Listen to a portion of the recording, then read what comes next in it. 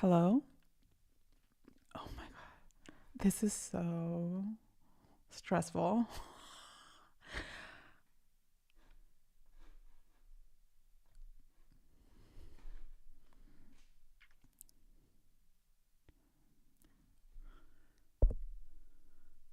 Hello? Okay, I think it's working. Hello, hello, hello. Welcome to my very first stream. Excited and nervous, but more so excited.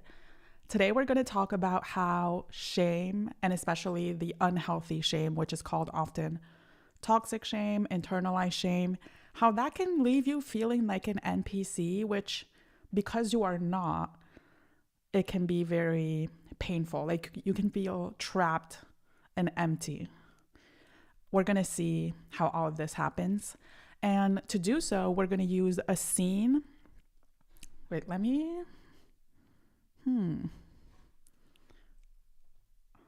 I hope you can see my screen. We're going to use a scene from the show called Pose. It's on Disney Plus.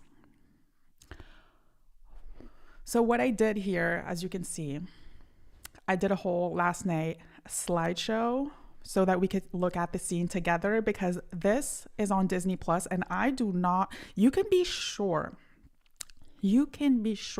that if someone's going to give you a copyright strike claim and ask you to take your shit down even for a 1-minute scene, it is Disney.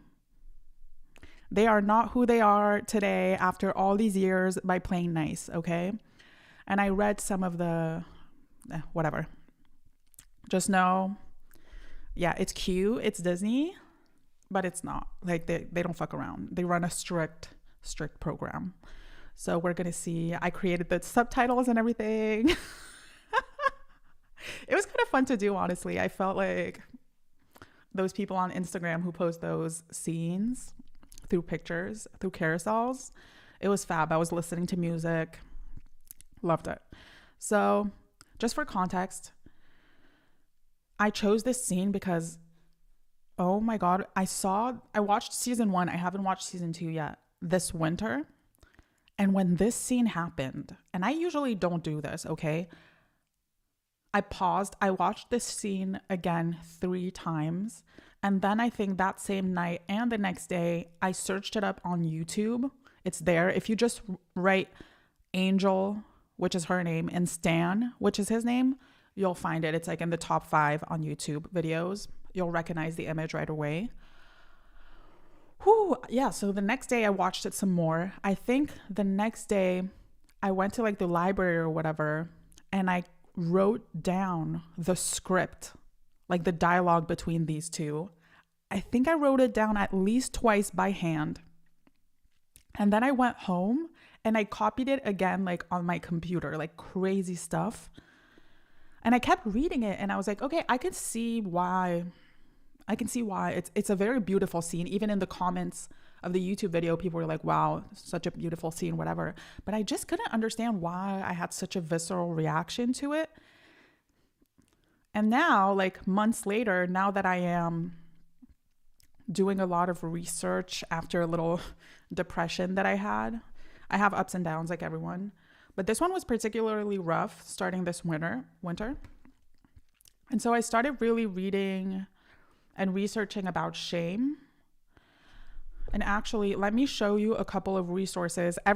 When we will go through this scene, every time I will talk to you about shame and tell you that, oh, this is how shame works, this is what it does, blah, blah, blah.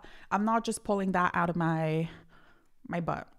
I don't know if I could say what words I can say on here, but here are the main resources that I've used so far. There's this book. I'm like 2/3 in, that I started like last week. It's called Healing the Shame That Binds You by John Bradshaw. Wait, maybe I can. Yeah, there it is. And it's like it's an encyclopedia on shame, basically. And the whole first half tells you exactly all the ways in which shame affects your life, which is it affects essentially every aspect of your life.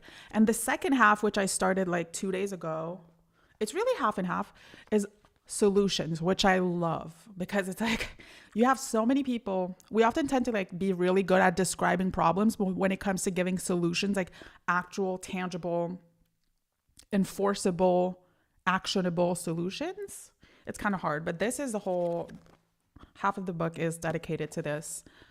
I love it. But before you get into it, because this can be kind of heavy, honestly, like I'm not going to lie, I was reading it last night. There was a part that I read last night that just made me think of everybody that I know in my life and myself, and thinking about some of the things that they went through and I went through that I know about in childhood. And it made me cry. And it was like 2 a.m. in bed, but in a good way, in a way that was very cathartic. And I did sleep like a baby after that. So that's the first resource. And the two other resources that I really, that I'm going to use today are maybe sources that you should check first before getting the book because they're easier to digest. And also they're on YouTube for free. The first one is this one by Dr. Christopher. Oh, I haven't changed. Wait. Okay. The first one is this one. Self-Compassion, an Antidote to Shame. 1.5 million views. Damn. Honestly, that makes me really happy. Ooh, what am I doing? That makes me really happy. By Dr. Christopher Germer. So this one. And the second one is more so like just anything. I've started watching this week stuff because once I watched this, obviously the algorithm like clocked me and started pushing more content that's similar. And here you have like shorter or longer sometimes, but all of the work, I think Tim Fletcher is, I guess he's also a doctor, I think, a PhD therapist who specializes in complex trauma and just talks about shame a lot. So you have his videos here. I'm sure he has books and stuff. And also what I'm watching right now, and I'm watching it in little bits because just listening to 10 minutes, there's a lot to digest. And then in general with these things, I would advise you to do with these things and just, I would advise you to go slower rather than faster because here, for example, the whole book is just like these little sections, but each little section, then it's good to take a little pause and really just think about how this applies in your life type of thing. But yeah, what I'm watching from this guy, Tim Fletcher, right now, he was invited on Theo Vaughn's podcast. Does it have a name? It's Theo Vaughn's podcast. I don't know if it has a name other than Theo Vaughn's podcast, but yeah. I do enjoy when, I don't watch that much Theo Vaughn podcast, but when he invites therapists, it's really, I don't know, I kind of like the energy that he has with therapists. He's surprisingly vulnerable on those, and it makes for an interesting conversation. Anyway, so those are the three resources that I've been studying. And so those are the ones that we're going to use today to go through the scene and see why and how shame can really leave you feeling like an NPC of an adult. Like it's a lot. I've definitely been there. And so, yeah, basically what's brought me here today is the fact that in the past couple of weeks, I've been studying shame. And this scene came to mind. And finally, I kind of had like this epiphany of like, oh, this is why I fixated on this scene, which I don't usually do, like copying the script and everything. Not that there's anything wrong with that. It's just not what I do usually. Anyway, enough chatting. So yeah, this is a scene between these two characters. And this is from, actually for context, this is from the series Pose. Now, Pose, it's a series that takes place and that is set up and that is made to give you a glimpse into New York's ballroom culture. It also, everything that happens in this series, it's late 80s, early 90s. Now, ballroom. I thought this was ballroom. This is ballroom, but this is not the ballroom of this series. There are several ballrooms, which is kind of confusing because both of them have to do with performance arts. But this is like the classic, I would say non-underground, most widely known ballroom. But the ballroom I'm talking about is this one, the one that inspired drag and voguing. The ta ta ta ta ta ta ta ta. If you watch Drag Race, you know, or if you watched Legendary, oh my god, Legendary gave me chills every season that I watched it. But yeah, so what is ballroom and why did they make a whole show out of it? Ballroom is this underground culture in New York. It comprised mostly of LGBTQIA plus Black and Latino people of color, essentially. And why is it so important? Because yes, when you just, on the face of it, it's just, oh, okay, so it's this community, this performance community that gathers and that has these, well, ballrooms, these shows. So every week they have these competitions, and it's these houses, which are teams that compete against each other in different categories. It could be fashion, it could be dance, it could be, there's so many categories, and it shows it really well in the show. But why, that's what it is on the face of it, but this is why it's one of the many representations and manifestations of why art is so important. Because as I told you, these houses are competing against each other. But what are these houses? The houses are essentially these teams, but they're more than teams. They're not just teams who gather up and do their performance and go home. In the late 80s, early 90s, like if you were a Black person, a Latino person, and you were LGBTQIA plus, you were rejected by everyone. First of all, you were a minority in terms of your race. Wait, let me see. You were a minority in terms of your race, so you were rejected by society for that. But then you were rejected often by your own race, and that's what you see. I think it starts with that, actually, the pose. And you just see that their own families rejected them because they were like super homophobic. And so, yeah. And so all these rejected people gathered together and formed houses and lived together in like these small shabby apartments, which you see in the series as well. And they form a house, and they become families, basically. They become families, and the ballroom community has been a lifeline, a literal lifeline for all these people. Now, who are these two people? Last thing on this. So this girl on the right is called Angel. She's trans. Let me show you. These two girls, wait, why doesn't the what is it called? The mouse appear on screen? These two girls, so I'm going to do it by auditory description. So there's this man in the Billy Porter wearing this yellow suit and black hat. And the two girls on the right, basically all the girls on the right, except for the white redheaded girl, they're all trans women.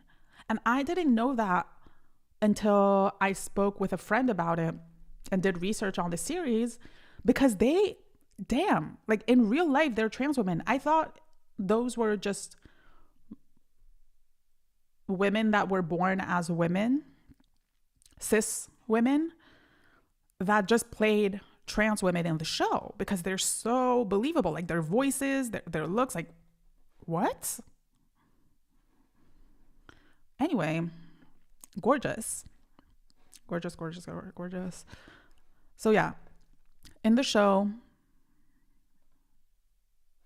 she's on the right. This is Angel, and she's part of a house. Shit. I have really bad memory for that. I can't remember the name of their house, but it's something like Balenciaga, something like that. And the thing is, like, these girls, like, they're rejected by everyone. It's really hard for them to find a job. Like, everybody, late 80s, early 90s. Did you see the hate that trans women get today in the big 2026? You think they could find normal jobs back then? No. So they were all really poor. And what she would do on the side, other than those ballroom shows, competitions, I'm sorry if I don't get all the vocabulary right. I'm not the best at remembering those things. But what am I going to say? Yeah, she's doing sex work because she has no other choice. A lot of them did. So his name is Stan. You're going to understand why I call him this. Like, this is not to be mean against him. In the scene, he's going to talk about it himself. He's this regular schmegular, like the most regular schmegular on the face of it is what you think when you start seeing this series. You see him and you're like, okay, this regular guy, he gets employed, and he gets like he's in a suit and tie. He goes in this big tower in New York. I can't remember if it's at the Trump Tower or if that's just me tripping, but he gets a job. His boss, RIP, is James, is it Vanderbeek? Again, not good with names, but that's his boss. I really like that actor. Anyway, that's his boss. He gets this big job, like the job that every middle class white guy would love to have at that time. He has a wife, he has kids, they live in the suburbs. You can imagine what the wife and kids look like, yada, yada, yada. On the face of it, he's just like the perfect stereotype, whatever. Turns out, she always goes to the same area to do her sex work, like she's just like with other girls, like roaming around a certain area. And there's just clients, guys who come by with their cars to pick these girls up for the sex work. This guy, apparently you understand that he's been coming around a lot, but would just come and leave. Come, hesitate, leave. And in the scene where you first see them together, like he comes again, she sees him, she walks to his car, and she's like, listen, like I've been seeing you running around these streets, like looking at us. Do you want to mingle or not? He's so terrified. But he says yes. They go to a hotel. I can't remember if they get fully intimate that time, but anyway, a situationship starts and they start seeing each other regularly, okay?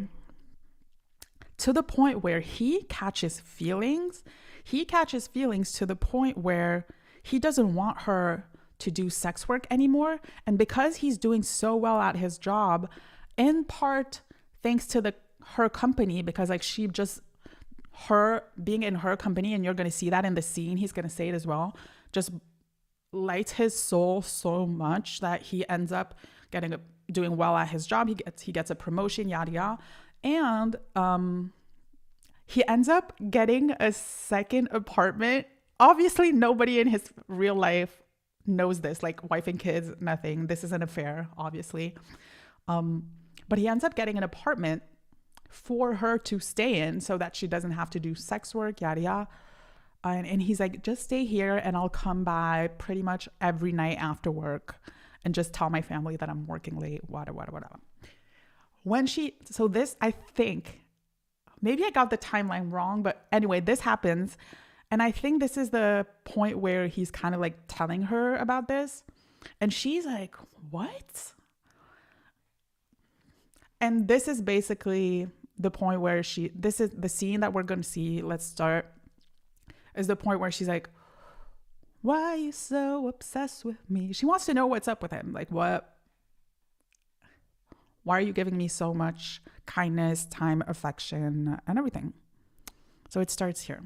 I wish you could see the scene. Honestly, go look it up on YouTube because I could never do it justice with just these. You need to see the little pauses, the little expression shifts. I love this scene. This scene is pure art. The script is amazing, but the acting too. Go see it. It's 1 minute 16, I believe, on YouTube. Go see it. So we're going to run it. I'm going to run it slide by side, and I'm just going to read it first one way through so that you can get a full picture. And then we're going to go back and dissect it and see how this illustrates how shame freaking steals someone's life entirely to the point where they feel like a hollow, non-existent NPC. It starts where she's like, what are you? And it's very important. When you feel like an NPC, you don't feel like a person, you feel like an object. So it's like, what are you? She asked the right question. There's a long pause. He looks at her, he's like, I'm no one. I want what I'm supposed to want. I wear what I'm supposed to wear. And I work where I'm supposed to work. No word encapsulates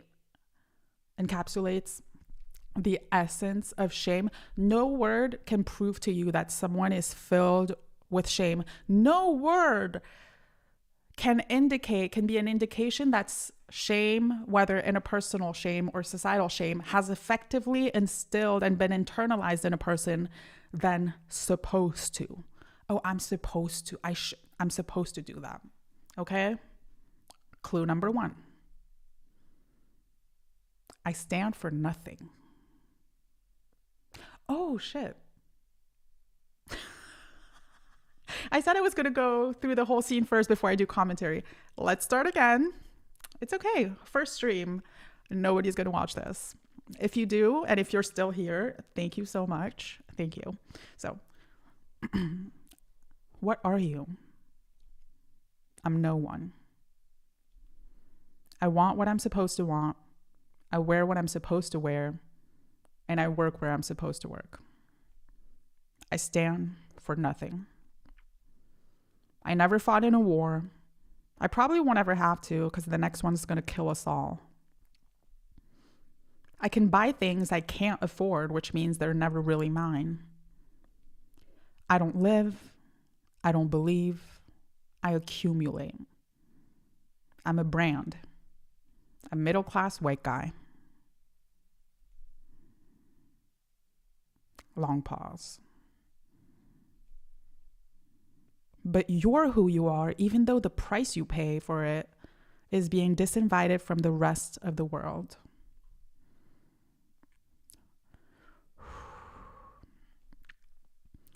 I'm the one who's playing dress up. Is it wrong to want to be with one of the few people who isn't? To have one person in my life who I know is real? Crazy long pause here, by the way. You think of me as a real woman? Another long pause. You'd be crazy to choose this life if you didn't have to. And scene. I'm reliving it. I love it. I love it. I love it. Anyway, let's go scene by scene now. Slide by slide. There you go. So as we said, what are you, not who are you? I'm no one. Like we said here, he says that everything he does is because he's supposed to do it. There's no agency. There's no free will. Nothing. I stand for nothing. And this is something that I had a lot of shame growing up, and working on shame, by the way, is the single biggest thing that has truly transformed my entire life. I'm talking, I don't know, it's because in the various resources, also like the first video that I showed you, Self-Compassion, the Antidote to Shame, they explain that it is the basis for every mental pain that you'll have and every mental disorder and condition, whether it's like depression, anxiety, the personality disorders, any addiction, eating disorders, all of that is based in shame. So if you work on shame, you will change your life and you will go from an NPC to a person. So this man is saying he stands for nothing. And I'm saying that because for a long time, and shame will just also try, anytime you feel guilt or anything or any negative thing, it will try to grasp onto that to prove to you that you're like a bad person, an unlovable person, blah, blah, blah. Something that I used to feel shame for is that I couldn't stand for anything with a passion. Like I would see people be so passionate about the environment, about any type of human right, et cetera, et cetera. And in my heart, I knew that I agreed, but I just didn't have this huge passion for it. And the reason is, and we're going to see, is because when you have so much shame, you're just in survival mode and you're just trying to be on everyone's good side all the time, which by definition goes against you being able to express and have strong ethics and morals. So yeah, I stand for nothing. This guy feels like a complete NPC. I never fought in a war and I probably won't ever have to because the next one's going to kill us all. Now this one, not really related to shame in a big way, but I still think I was thinking about it yesterday. Like, why did they include this? I think it's still important because this is late 80s, early 90s, but we see it reflected a lot. I've had thoughts like this. Like here you could see how detached, because he's saying something crazy right now. He's saying, probably won't have to because the next one's going to kill us all. Like he's saying that with so much nonchalance. But the thing is, a lot of my friends and a lot of the younger people that I see online and think like this and talk like this, and they even make jokes out of it. So you could see the person who is also becoming an NPC here. They're so detached, cynical. It's really sad. It's really sad. Like he's talking about essentially the end of humanity with not an ounce of affect in sight. Okay. Complete disillusionment, basically. I can buy things I can't afford, which means they're never really mine.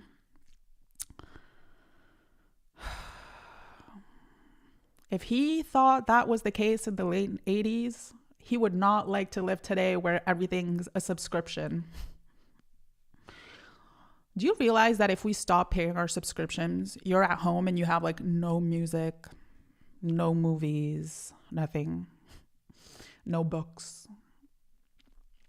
Really sad. So yeah, again, here, the dehumanization of it all. Like you're not really a person who, you don't have ethics, but you also don't even have possessions. Like you don't possess anything. Things are just being extracted from you. I don't live. That's crazy. I don't believe. This goes with, I stand for nothing. I accumulate. I'm a brand. A middle-class white guy.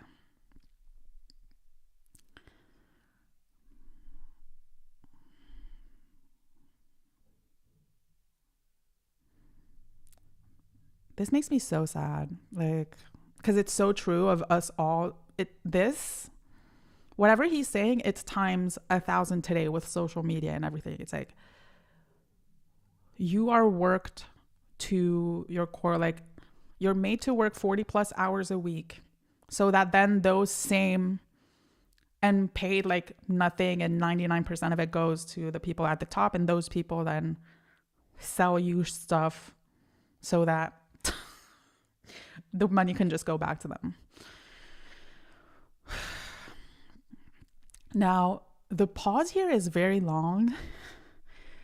And I thought about it and I was like, I think in that moment, she's like, damn, not only does he have more self-awareness that I ever thought a guy like him could have, he also has class consciousness. Like,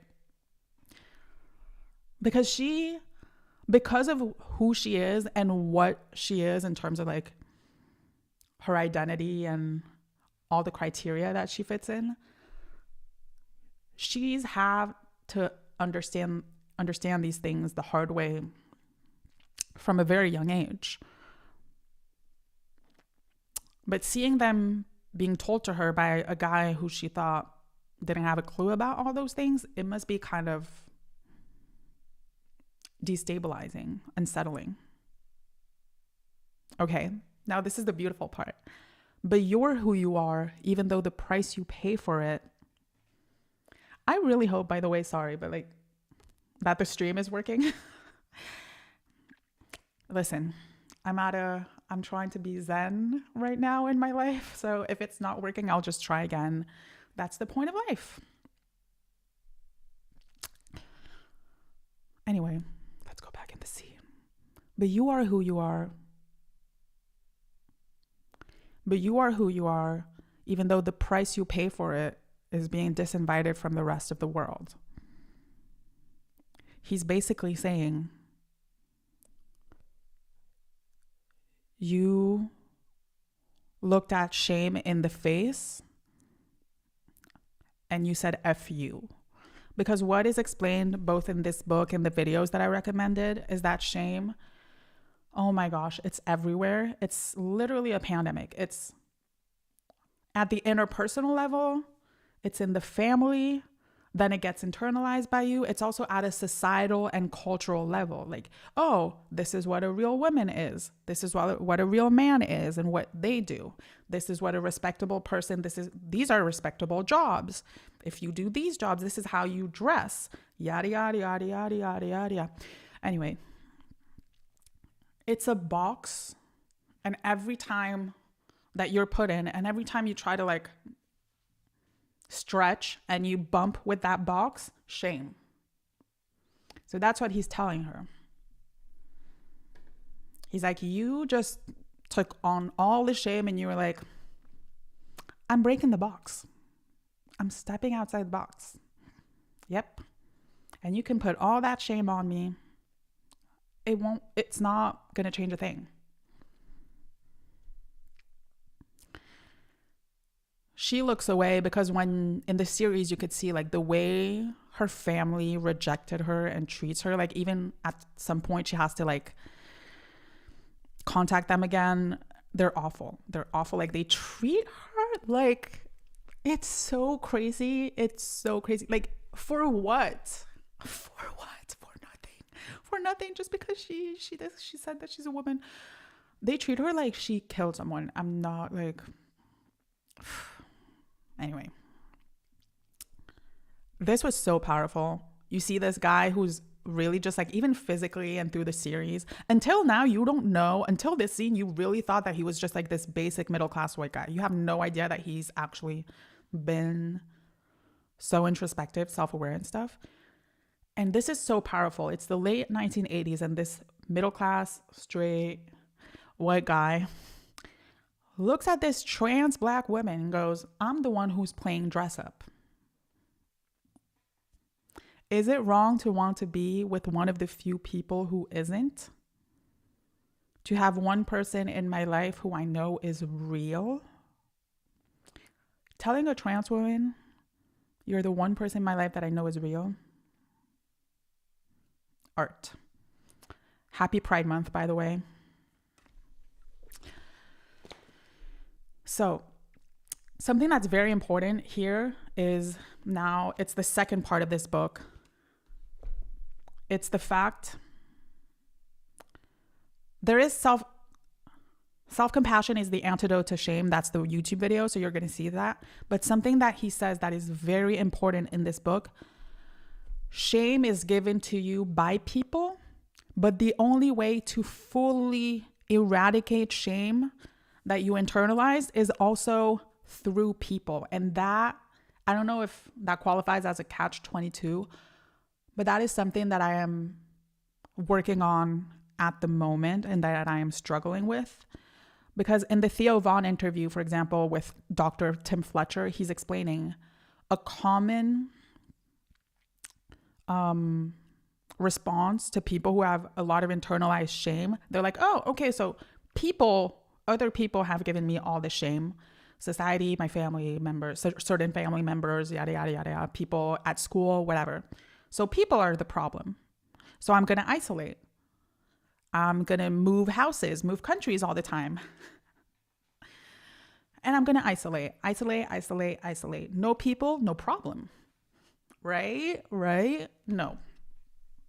The last depression that I went through, which was this winter, it was me waking up. But I think it is a necessary step, because at least when you isolate, you're at a point. I had done 2 years of therapy. Like, you're at the point where, like, oh, okay, you understand that you have been shamed by other people. So it is a necessary step, I think, for many of us, where at least you're kind of separating yourself from the shame. And it's not just like, oh, I'm just a bad person and everybody else is right all the time. Right.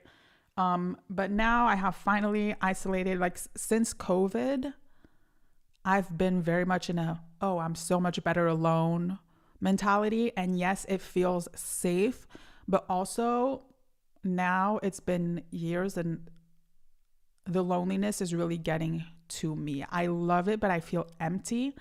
And as this book explains, I think I'm doing well, but then I'm like, oh, there are certain behaviors that show that I'm not a full person. Like, I get these little bouts of depression where I feel very empty. And emptiness, what do you do when you see something empty? You want to fill it up. So what was I filling it up with? Food. Like, really bad, like, food. My obsession with food had nothing to do with the food. I could really feel when I clocked it and I tried to be mindful of it when I was overeating at every meal. I was like, oh, I'm clearly trying to fill something up. Fulfill. The book said that, not me. Anyway.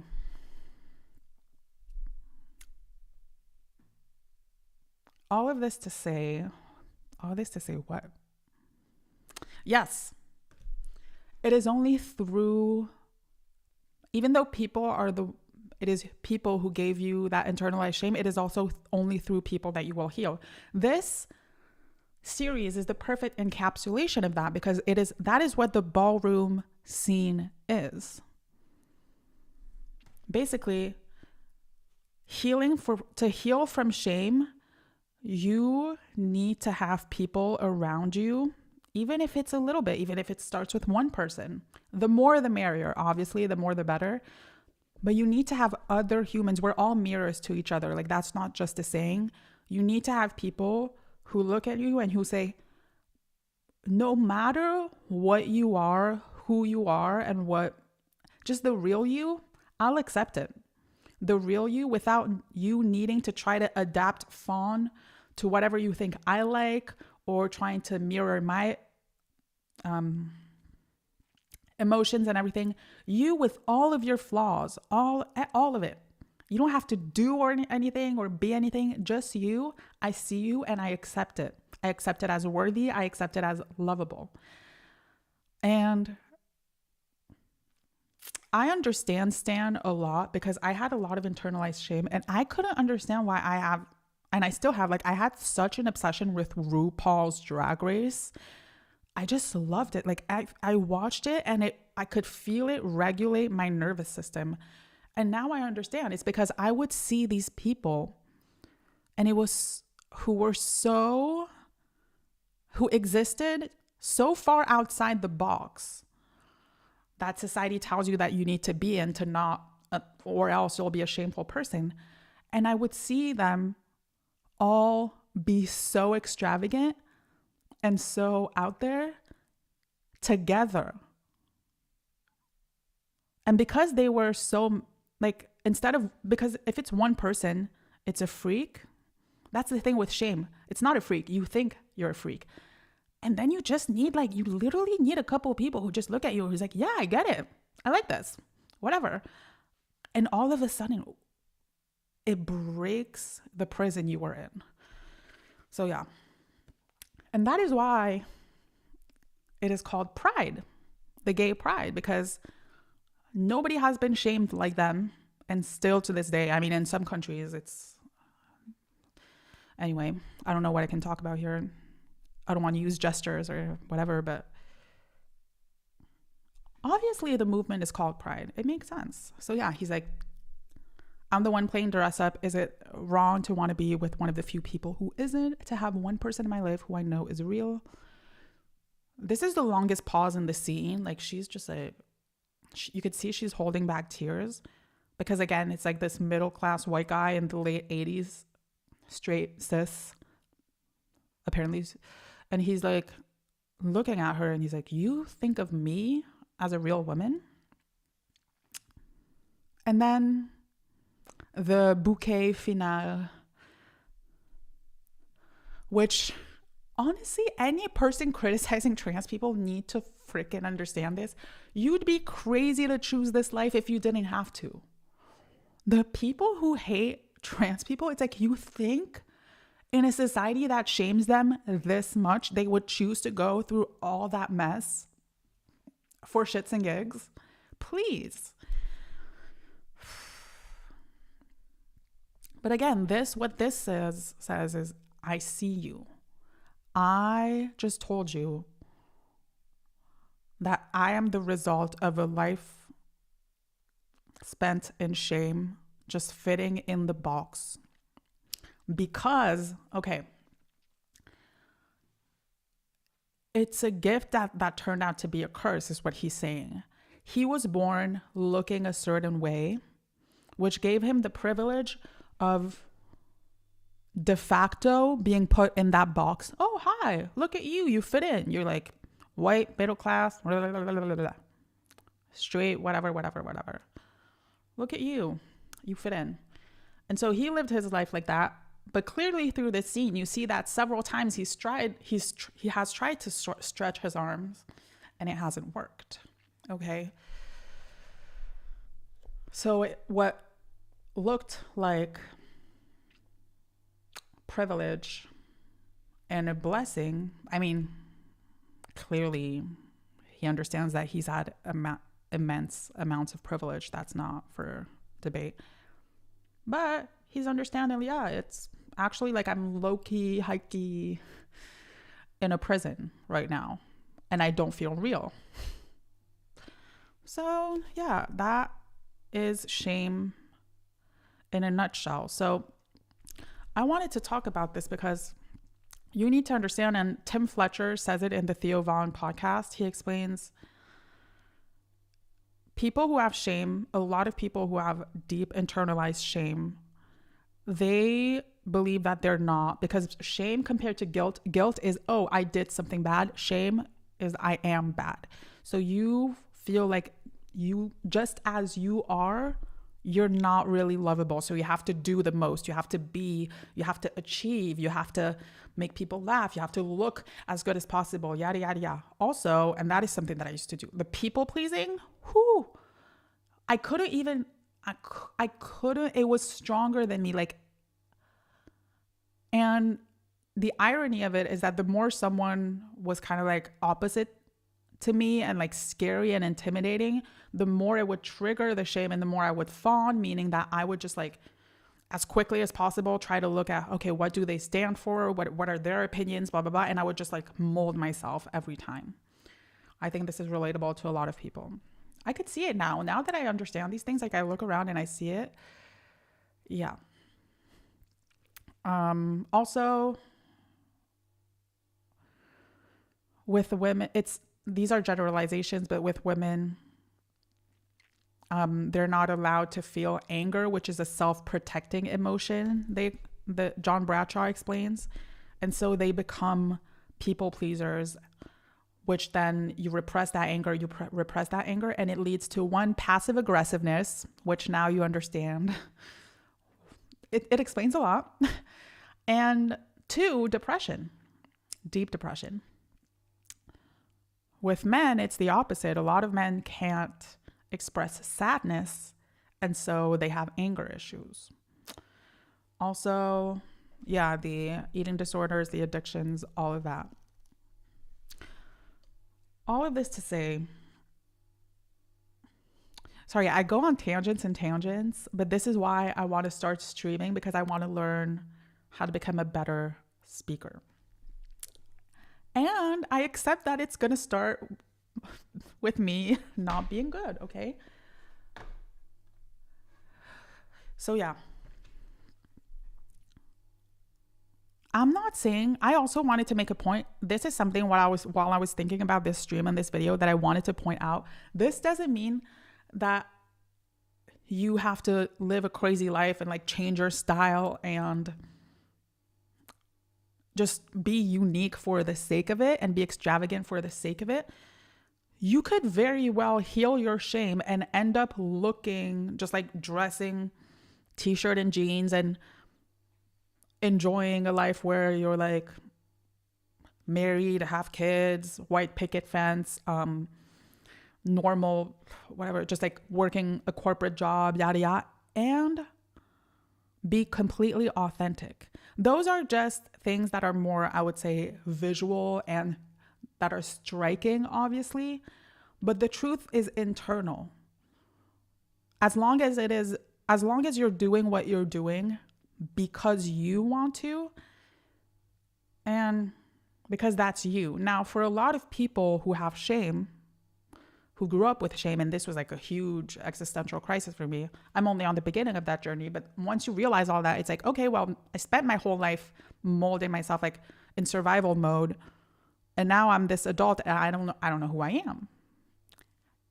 You don't need to have an answer to that, and it's not this answer of like, oh, like it's this, again, these are just symbols, signifiers, like it's this style, it's this job, etc. It's more so who you are will show itself in the present.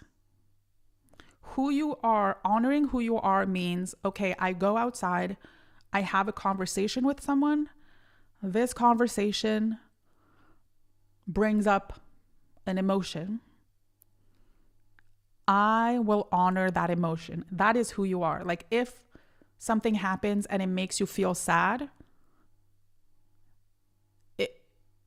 being who you are without shame means you immediately being like, oh, I'm sad right now, validating that for yourself. If it's safe and if it's appropriate, sharing that with anybody who's around you, sharing that with the person that's making you sad. That's what being you is. It's an ongoing process. It's not like we're visual creatures. Like I would love it to be just like, oh, me is like this haircut, and it's more than that. It's you validating your thoughts and your opinions and your emotions at all times. And that's a long process, because once you get rid of shame, the only way to discover who you really are is to go out there, live your life, feel all the range of emotions, and hold space for them. And that's really hard, and you're not going to be really good at it in the beginning. It is what it is. Like right now I'm doing this stream,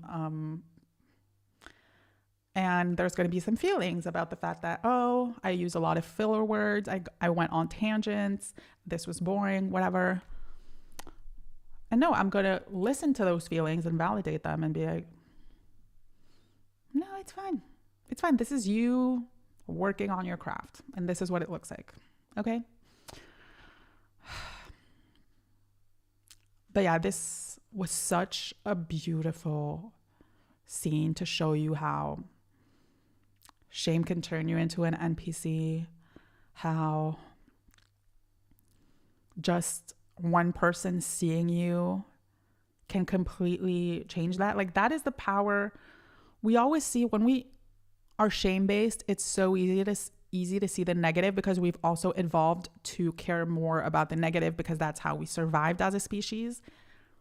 But the true power of one person when you thought you were alone, showing you that they see you and that you're not alone. Like, I've experienced that. It's insane. It's a lot. It's transformative. And it's transformative in the way where, oh, you're going to sleep a little bit better. You're going to, like, for example, in terms of addictions, like, I'm not really thinking about food like that anymore, which is the first time in my life. Okay, like, my life. I still love it. That's not going to change. But the way it was 24/7 and it felt like oxygen. And it doesn't feel like that anymore. Now, I have to work on being seen, and I have to work on getting out there and trying to express myself and socialize despite the shame that I need to process. Going outside, and I need to sign up to like activities and stuff, because as an adult, like, you just don't really, unless you make the effort, you're not going to make new friends. I have a couple of friends, and I'm already, given the life that I've had where I'm just like moving all the time, yada yada, and they're really good friends, and I'm very rich for that. But I would, just like here we see in the series, like, I would love to build a community and have like this group that I'm a part of, and we're just here for each other no matter what, and all that jazz, because I understand that that's kind of the point. And yes, it's supposed to be inconvenient and it's supposed to be uncomfortable at times. Like, that's the human experience. And if you only let yourself have part of the human experience, like, the other part is going to manifest in ways that are pretty destructive. So yeah, it's a journey. I think that's all for today. Okay. I don't know how to end these things, and I'm also just really bad. Okay, fun fact, not really fun. I'm just really bad at ending things, like saying goodbye type of thing, which is why when I used to drink, okay, the only thing that helped me be social when I was younger was alcohol. And since COVID, I don't drink anymore, and it's not a coincidence. I've been a loner. But yeah, when I used to drink and be social, I was always the last one left at the party. Also, when I like hang out with friends, or when I'm on a call, when I call a friend on FaceTime or whatever, like, I can't. I will let it go so far. And that is something that I need to learn, but I will let it go past my point of enjoyment. So no wonder then I feel drained, and it's not because I socialized, it's because I didn't know how to say, okay, I've had enough, let me go. But saying goodbye, it's the worst. It's actually the worst, especially if you know that you're not going to see the person for a while. It's so awkward. It's just awkward. But I'm learning that a true superpower as a human that you can learn is the power of standing with awkwardness. So here I am. I'm ending the stream. Thank you so much if you listen until here, and I hope to do these every week. Nobody cares, but what I'm thinking is that maybe I'm going to figure out a way to like stream every week, and then there'll be the replays in the live section, I think it's called, on YouTube, and then I'll take those and like edit them up into like little videos that I'll put in my main videos. So yeah, that's my plan. We'll see if it works out. I pray that I don't have to film all of this again, and that the audio is there, everything is there, the visuals. But you know what? Like, if I have to do it all over again, the one good thing is that I'll be more prepared. And so it'll be better. I'll have less brain farts and tangents and stuff like that. So yeah, thank you so much for watching. If you're still here, thank you. I love you. and I'll see you very soon.